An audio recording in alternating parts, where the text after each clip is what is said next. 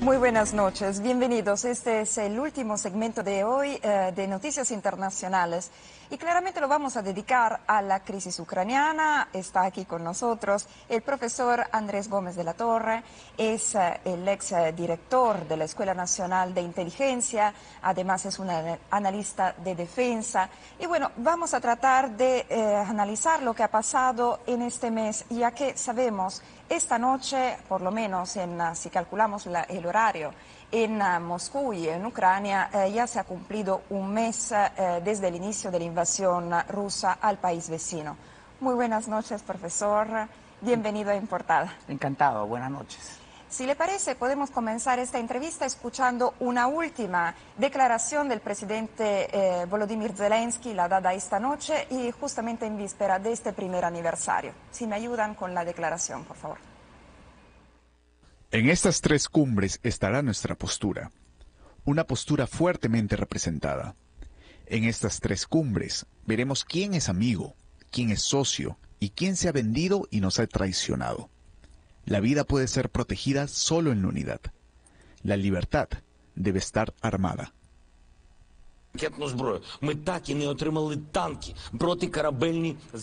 Profesor, palabras fuertes se dan claramente en víspera de las cumbres que se van a llevar a cabo mañana, en las que Ucrania va a ser el centro, claramente el principal tema en la mesa, pero también a ver ¿qué opina de la última afirmación? La libertad debe ser armada.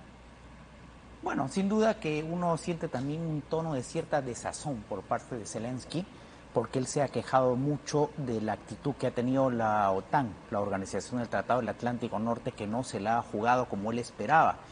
Lo cierto es que Ucrania no forma parte de la OTAN y una de las exigencias justamente de la Federación Rusa es eso, que en un futuro, en cualquier escenario, Ucrania se declare una suerte de estado de neutralidad perpetua ante el derecho internacional, que no asuma como propia la condición de membresía de la OTAN, que tampoco asuma el bloque de la Unión Europea, por una razón muy simple, porque si algo ha llevado como consecuencia este conflicto es la revitalización de la seguridad. Los europeos habían bajado muchísimo, los alemanes y los británicos sobre todo, sus presupuestos militares. Hoy día esto ya no va más. Entonces es obvio que la Unión Europea, que tiene una PESC, una política exterior y una política de seguridad común, va a orientar también su esfuerzo dentro de este bloque, que no es una alianza militar, al tema de la seguridad, de defensa y las Fuerzas Armadas. Entonces yo creo que aquí hay cosas que están dando vueltas, muchas cosas, independientemente de esta desazón que se le nota un poco a Zelensky, que están bajo la mesa y están sobre la mesa, porque hay exigencias que se ven y otras que no, en un marco que en un mes podemos decir que hemos estado realmente intoxicados de fake news, de una información sobrecargada, las redes sociales falsas. Entonces es difícil hacer un balance real de lo que está pasando en la zona de operaciones. Pero lo último que podemos decir hace 2 o 3 días que podría considerarse como una escalada es el empleo de los misiles hipersónicos, la tecnología hipersónica, los misiles Kinzhal, los misiles Daga de fabricación rusa, que ya se han incorporado al campo de batalla y que puede inferirse como una suerte de escalamiento militar, porque es la primera vez que se usa esta tecnología misilística y que es parte también del orgullo ruso. El presidente Putin se ha ufanado de estas tecnologías como parte de todo este tema declarativo que está realmente llegando a unos niveles de estridencia espantosos. Y bueno, también se está asomando el fantasma del uso de armas químicas. Sí, eso es cierto. En general las armas de destrucción masiva, las ADM, no solamente son nucleares, sino son químicas y son bacteriológicas. Una cosa que preocupó realmente fue una declaración un poco suelta del ministro al inicio de la operación militar especial, del ministro de Defensa ruso, Sergei Shoigu, y habló de la posibilidad, no sé si real o tangible, de que Ucrania a largo plazo pudiera fabricar armas nucleares. Esto es parte de la estridencia declarativa, pero ya implica obviamente un nivel, digamos, de escalamiento declarativo, sobre todo en temas de seguridad, que en nada conviene para poner paños fríos en esta crisis. En un marco en que realmente, si uno ve las exigencias rusas a la mesa de negociaciones, son realmente de un nivel que en términos diplomáticos podemos decirlo de maximalistas, ¿no? Son muy altas las exigencias. Entonces habrá que ver justamente cuál es la disposición de Ucrania de negociar y de ceder. Bueno, pero también las exigencias, o por lo menos los pedidos de Ucrania en este momento, son importantes, son unos llamados también a finalmente una intervención de la OTAN, cerrar el espacio aéreo. Por otro lado, finalmente, también sería interesante si nos puede ayudar a entender cuál es la diferencia entre proporcionar millones de dólares en ayuda militar y finalmente decir que no se está interviniendo en este conflicto. Claro, ese es el tema y realmente yo creo que la OTAN ha sido bastante conservadora, pero de acuerdo a sus líneas matrices, en el sentido que Ucrania no forma parte de la alianza, efectivamente, en un futuro eventual podría serlo. Hay que recordar que también la OTAN se opuso al establecimiento de una zona de exclusión aérea, tal como ya se había efectuado en el pasado, tanto por mandato de Naciones Unidas como también unilateralmente, en el caso de Libia, en el caso de la Guerra del Golfo. Entonces, la OTAN ha tenido una actitud efectivamente conservadora institucionalmente, pero por otro lado, varios de sus miembros, básicamente Alemania, que inicialmente tuvo una postura de no enviar sistemas de armas defensivos, básicamente misilería antitanque, ¿no? Pero esto cambió. España ha enviado también tecnología misilística antitanque. Inglaterra sí, desde un primer momento, el primer ministro Boris Johnson envió tanto misiles antitanques, básicamente, y los Estados Unidos, los famosos y célebres sistemas antiaéreos Sam Stinger. Entonces, claro, hay una suerte, digamos, de, entre comillas, equilibrio, pero lo cierto es que todo este armamento occidental, que es de carácter defensivo, básicamente antitanque y antiaéreo, no debería cambiar sustancialmente las cosas en el campo de batalla, viendo la correlación de fuerzas tan distintas que hay en términos convencionales y nucleares entre la Federación Rusa y entre Ucrania. Bueno, entonces no hay grandes cambios en el campo de batalla, pero sí el mundo ha cambiado en este mes. Sin duda que ha cambiado y hay una revalorización, por ejemplo, de la OTAN, que según el presidente Trump hace algunos meses atrás o pocos años decía que ya estaba poco menos que en rigor mortis. Y los sistemas de alianza defensivo de seguridad militar también. Y como repito, la Unión Europea está despertando un poco al mundo de la seguridad. Ese viejo anhelo que tuvo la Unión Europea, que estaba un poco colgando del euroejército, y de una política exterior y de seguridad todavía que abarque más los temas de seguridad colectiva.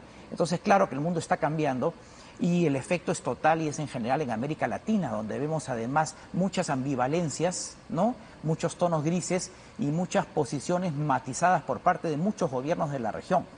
Bueno, vamos a llegar también a eso, pero sí me gustaría saber si en este nuevo mundo en el que han cambiado los ejes geopolíticos, si ha habido una víctima más que podría ser la verdad. Es decir, escuchamos una versión de los hechos por parte del Kremlin, una versión de los hechos por parte de Washington, finalmente propaganda por todos lados. ¿A quién tenemos que creer? ¿Se le puede creer a alguien en este nuevo mundo y en este nuevo, finalmente, orden que se ha venido a constituir?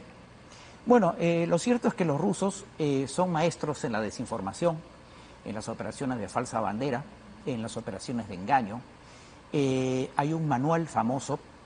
Quien lleva la guerra en este momento es el general Valery Gerasimov, que es el jefe de Estado Mayor del ejército ruso. Es un hombre muy cercano al presidente Putin. Es el artífice de la operación de Crimea, tiene mucha experiencia de combate.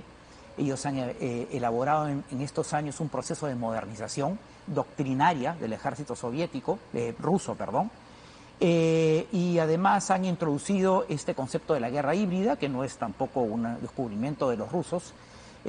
Han trabajado mucho sus temas referidos a la coordinación entre las Fuerzas Armadas, lo que en el campo de batalla no ha sido claro. Pero déjame decirte que como están las cosas, me viene al recuerdo mucho cómo están las ciudades en este momento ucranianas, que están prácticamente devastadas. Creo que volvimos a este concepto doctrinario clásico del ejército exsoviético, hoy ruso, que se llama el fuego conquista, la infantería ocupa. Es decir, el masivo empleo de artillería y de operaciones de ablandamiento, digamos que es una suerte de ricorsi, ya que vemos que en el campo de batalla ya las zonas urbanas prácticamente de Ucrania, yo francamente no sé cómo va a estar va a poder ser reconstruido ese país desde el punto de vista urbano. Y el gran temor probablemente del ejército ruso es entrar en un escenario muy parecido a lo que fue el trauma de Afganistán, en una suerte de guerrilla, aunque acá sería un poco más urbano, con tropas enganchadas, con una guerra asimétrica, de baja intensidad. Y yo creo que eso está siendo muy sopesado por el Estado Mayor ruso, que sin duda ha ralentizado la operación de sus fuerzas, no tiene la misma intensidad. La Armada rusa sí ha hecho en esta oportunidad un trabajo muy silente en el Mar Negro, en el Mar de Azov. Es la Armada, la Marina, que es el arma, digamos, más descuidada de las Fuerzas Armadas, menos importante por la concepción geopolítica terrestre. Y la Fuerza Aérea ha desarrollado algunas operaciones de supremacía, no de superioridad, de superioridad, no de supremacía. Y veremos cuál es la capacidad que tienen para adaptarse a este indescifrable desenlace del conflicto. ¿Y cuánto tiempo puede tener todavía Mariupol, por ejemplo? Es muy difícil predecir, habría que ver cuál es el temperamento de las negociaciones diplomáticas.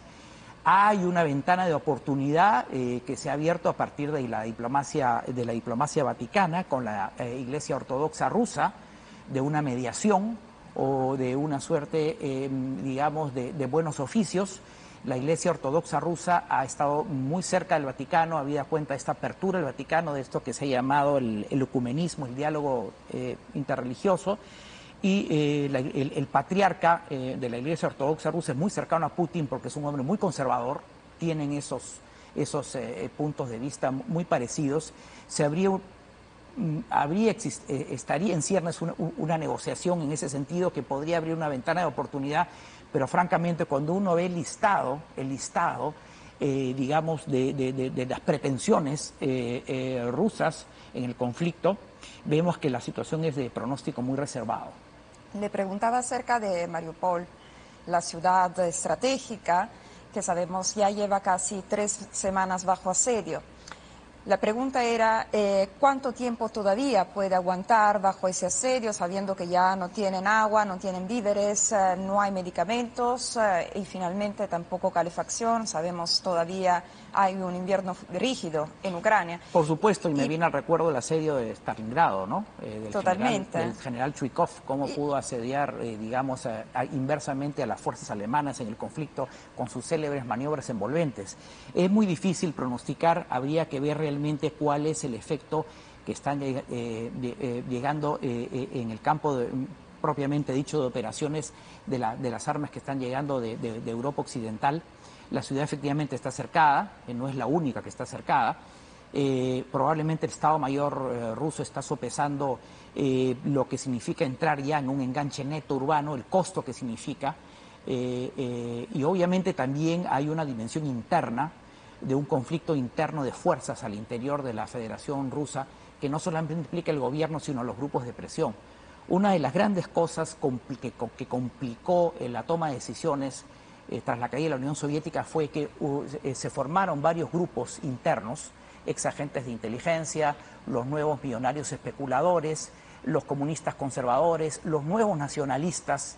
Entonces hay una amalgama de fuerzas políticas internas dentro de una estructura muy vertical, muy a la soviética, que obviamente va a pasarle factura al presidente Putin. Y yo creo que no es casual este baño de popularidad que se ha dado en un estadio hace pocos días, porque obviamente ya tiene una opinión pública interna que también está cuestionando la duración del conflicto. O sea, ¿la amalgama está conspirando eventualmente contra el mismo presidente? Sí, es posible que la amalgama esté conspirando porque además, por definición, el Estado ruso como exsoviético es un Estado conspirador. ¿Y eso qué significa para nosotros? Estamos hablando de un mundo que ha cambiado completamente el pasado 24 de febrero. Estamos viendo, por ejemplo, Estados Unidos hablar, tener conversaciones con Venezuela, y es que tenemos un vacío en el mercado del crudo.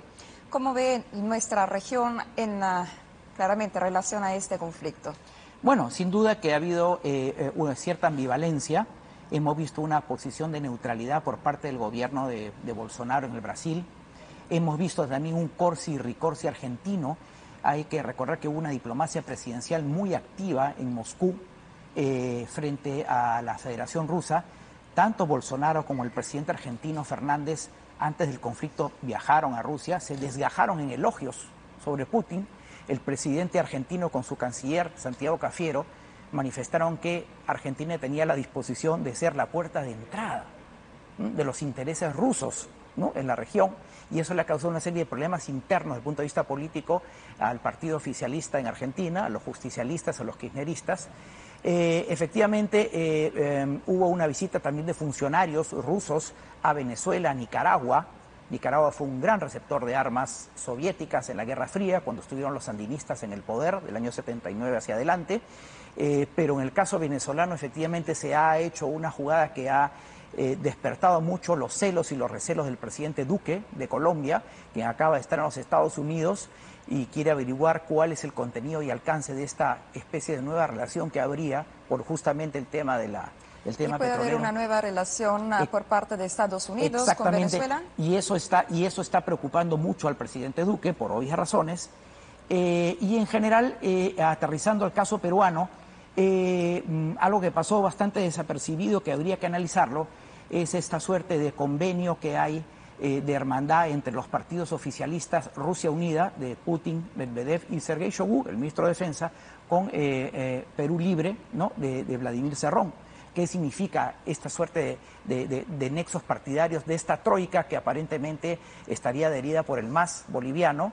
¿Qué efectos podría tener en la política exterior, en la política de seguridad? Y un tema peruano muy particular es la dependencia que hay particularmente en materia de helicópteros en las Fuerzas Armadas, que tenemos prácticamente un parque total de helicópteros de fabricación rusa que vuelan en las Fuerzas Armadas y en la policía, y tenemos un problema muy grave porque obviamente es la columna vertebral digamos, de las Fuerzas Armadas y de la policía, y un cambio de matriz en este momento, ir al mercado francés o norteamericano, es realmente de un costo altísimo. Bueno, profesor, muchísimas gracias por todo, por esta entrevista, claramente. Vamos a tratar de retomar esta conversación también en otro momento, pero creo que con esto hemos dado las principales noticias internacionales de esta noche. Claramente también mañana vamos a seguir cómo sigue la situación, cómo se van a llevar a cabo estas importantes cumbres que ya están en la agenda europea. Vamos a una pausa, pero sigan en Canal N porque ya llega Melissa con más noticias.